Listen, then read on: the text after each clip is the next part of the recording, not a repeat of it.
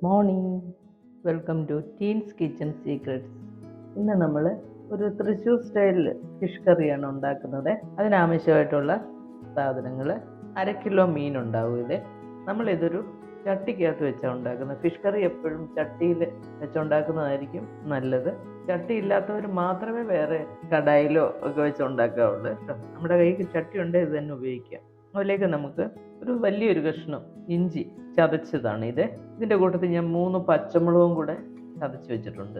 പിന്നെ ഒരു 10 ചുവന്നുള്ളി അതും ചതച്ച് വെച്ചിട്ടുണ്ട്. ഇതെല്ലാം നമ്മൾ ചതച്ചാണ് ഇടുന്നത് കേട്ടോ. ഇതിലേക്ക് 1 table spoon Kashmiri chilli powder ഇട്ട് കൊടുക്കണേ. പിന്നെ കുറച്ച് മഞ്ഞൾപ്പൊടി, 1 ടീസ്പൂൺ മഞ്ഞൾപ്പൊടി. എരിവുള്ള മുളക് പൊടി 1 ടീസ്പൂൺ ഇട്ട് കൊടുക്കാവേ. ഒരുപാട് എരിവുള്ള മുളക് പൊടിയുടെ ആവശ്യമില്ല, കാരണം നമ്മൾ അതിനകത്ത് പച്ചമുളകൊക്കെ ചേർത്തിട്ടുണ്ടല്ലോ.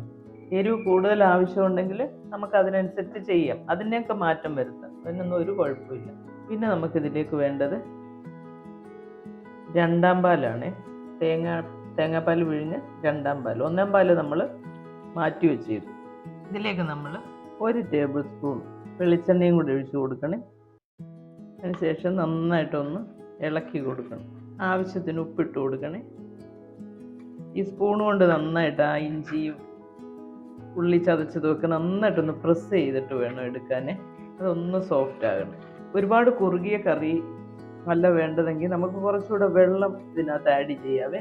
ഇതിനിപ്പം ഞാൻ 1 കപ്പ്, ഇതുപോലത്തെ 1 കപ്പിന് 1 കപ്പാണ് തേങ്ങാപ്പാൽ ഒഴിച്ചേക്കുന്നതിന്. നമുക്ക് കുറച്ചുകൂടെ വെള്ളം വേണേൽ നമുക്കത് ആഡ് ചെയ്യാം. പിന്നെ വേണ്ടത് കുടംപുളി. ഞാൻ ഇതുപോലൊരു ചെറിയൊരു നമ്മൾ കടുകൊക്കെ പൊട്ടിക്കത്തില്ലേ, അതുപോലത്തെ ഒരു പാത്രമാണ്. അതിനകത്തോട്ട് കുടംപുളി നമ്മൾ നന്നായിട്ട് വാഷ് ചെയ്ത് ഇട്ട് 1 ടീസ്പൂൺ ഉപ്പും കൂടി ഇട്ട്, ഉപ്പും കുറച്ച് വെള്ളവും കൂടി ഇട്ടിട്ട് ഒരു 3-4 മിനിറ്റ് ഞാൻ ഗ്യാസിൽ വെച്ചൊന്ന് തിളപ്പിക്കും. തിളപ്പിച്ച് കഴിയുമ്പോൾ പെട്ടെന്ന് നമുക്ക് പുളി ഇറങ്ങി കിട്ടും. അതുകൊണ്ടാണ് അങ്ങനെ ചെയ്യുന്നത് കേട്ടോ. അപ്പം ഇതും കൂടെ നമുക്കിത് അങ്ങോട്ട് ആഡ് ചെയ്യാം. ആ വെള്ളത്തിൽ അടിയിൽ ഞാൻ അധികം ഒഴിക്കത്തില്ല, കാരണം ബാക്കി അങ്ങ് മാറ്റി. എന്നിട്ട് നന്നായിട്ട് ഉപ്പൊക്കെ ഉണ്ടോ എന്ന് നോക്കണം. ഇനി ആവശ്യത്തിന് കറിവേപ്പിലയും കൂടി ഇട്ട് കൊടുക്കണേ. ഇനിയിപ്പോൾ ഇതിൻ്റെ ഒരു ഉപ്പൊന്ന് നോക്കിക്കോണം നിങ്ങൾ. ഉപ്പൊക്കെ ഉണ്ട് കേട്ടോ. കുടംപുളി ഇട്ട് നമ്മൾ അങ്ങനെ ആ വെള്ളത്തിൽ കിടന്ന് വേവുന്ന കൊണ്ട് കുറച്ച് പുളി ആ വെള്ളത്തിലേക്ക് ഇറങ്ങിയിട്ടുണ്ട്. ഇപ്പം തന്നെ പുളിയുണ്ട്. പിന്നെ നമുക്ക് ഇത് സ്റ്റൗ വെച്ചൊന്ന് തിളപ്പിക്കാം. ഇത് നന്നായിട്ട് തിളച്ചിട്ടുണ്ട്. ഇതിലേക്ക് നമുക്ക് മീൻ ഇട്ട് കൊടുക്കാം. മീൻ എപ്പോഴും കറിക്കകത്ത് ഇടുന്നതിന് മുമ്പ് നമ്മൾ കുറച്ച് വെള്ളത്തിലൊന്ന് കഴുകിയിടണേ.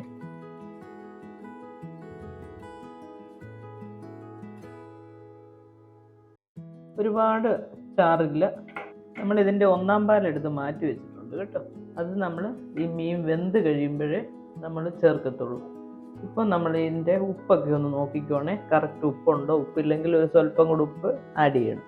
ഇനി നമുക്ക് ഇത് അടച്ചു വെച്ചിട്ട് വേവിക്കാവേ. ഇതിലേക്ക് നമ്മൾ മീൻ ഇട്ട് കൊടുത്തിട്ട് ഒരു 13-14 മിനിറ്റോളമായി. ഇടയ്ക്ക് ഞാൻ ഇത് തുറന്ന് നോക്കുകയും ഉപ്പ് കറക്റ്റാണോ എന്ന് നോക്കുകയൊക്കെ ചെയ്തിട്ടുണ്ട് കേട്ടോ. ചാറൊക്കെ കുറച്ച് കുറുകി ഒന്ന് വറ്റി വന്നിട്ടുണ്ട് കേട്ടോ. മീനും എല്ലാം വെന്തിട്ടുണ്ട്. ഇനി നമുക്കിതിലേക്ക് 1ാം പാൽ ചേർത്ത് കൊടുക്കാം. സിമ്മി വെച്ചിട്ട് 1ാം പാൽ ചേർക്കണേ. 1ാം പാൽ ചേർത്ത് കഴിഞ്ഞാൽ പിന്നെ തിളയ്ക്കാൻ പാടില്ല, ഒന്ന് ചൂടായി കിട്ടിയാൽ മതി കേട്ടോ. സിമ്മി വെച്ചേക്കുവാണേ. തിളച്ച കിടക്കുന്ന മീൻകറിയിലേക്കല്ലേ നമ്മൾ 1ാം പാൽ ഒഴിക്കുന്നത്. എങ്ങനെയായാലും 1-2 തിള വരും നമ്മൾ സിമ്മിൽ വെച്ചാലും. എന്നാലും അത് ശ്രദ്ധിച്ചിട്ട് അപ്പോഴേ ഓഫ് ചെയ്ത് കറി ഒന്ന് ചുറ്റിച്ച് എടുക്കണേ.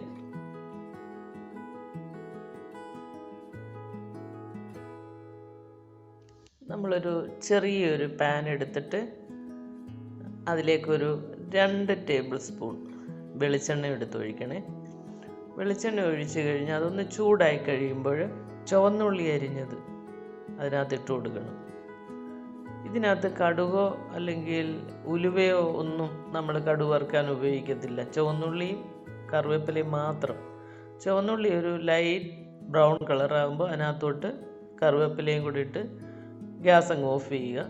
അതിന് ശേഷം നമ്മൾ തയ്യാറാക്കി വെച്ചേക്കുന്ന മീൻകറിയിലേക്ക് വറവ് ഇട്ട് കൊടുക്കുക. വറവിട്ട് കഴിഞ്ഞാൽ അന്നേരം നമ്മൾ ഈ കറി ഒരു മൂടി കൊണ്ടങ്ങ് അടച്ച് വെച്ചേക്കണം. കാരണം ഇതിൻ്റെ ആ ഫ്ലേവർ എല്ലാം ആ കറിക്കകത്തോട്ട് തന്നെ ഇറങ്ങാനായിട്ടാണ്. കടുക് താളിച്ച് കഴിയുമ്പോൾ എപ്പോഴും നമ്മൾ അങ്ങനെയാണ് ചെയ്യുന്നത് കേട്ടോ.